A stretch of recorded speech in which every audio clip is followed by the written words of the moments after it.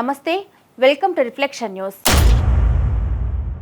తెలంగాణ ముఖ్యమంత్రి రేవంత్ రెడ్డి తెలుగు చిత్ర పరిశ్రమ ప్రముఖులతో భేటీ అయ్యారు. సినీ పరిశ్రమకు తాము వ్యతిరేకం కాదని, ఉద్దేశపూర్వకంగా కేసులు పెట్టలేదని సీఎం చెప్పారు.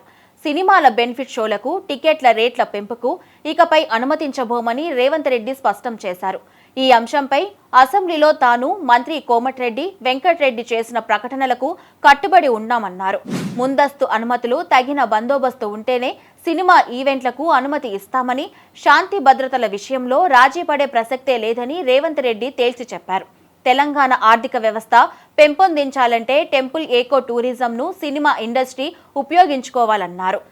సినీ ఇండస్ట్రీ అభివృద్ధికి తమ ప్రభుత్వం పూర్తిగా సహకరిస్తుందని, తెలంగాణలో షూటింగ్స్కు మరిన్ని రాయితీలు ఇవ్వాలన్న విన్నపంపై కమిటీ వేస్తామని సీఎం రేవంత్ రెడ్డి చెప్పారు.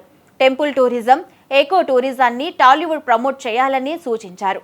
సినిమా రిలీజ్ ఈవెంట్స్ సమయంలో అభిమానుల్ని కంట్రోల్ చేసుకోవాల్సిన బాధ్యత సెలబ్రిటీలేదని చెప్పారు. సినిమాల్లోనే కాకుండా నిజ జీవితంలో కూడా హీరోగా ఉండాలని సూచించారు.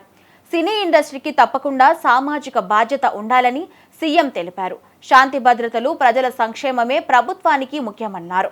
ఐటీ, ఫార్మా రంగాలు ఎంత ముఖ్యమో సినీ పరిశ్రమ కూడా తమకు అంతే ముఖ్యమని సీఎం రేవంత్ రెడ్డి ఈ భేటీలో అన్నారు. నంది అవార్డుల తరహాలో త్వరలోనే గద్దర్ అవార్డులు ఇవ్వనున్నట్లు తెలిపారు.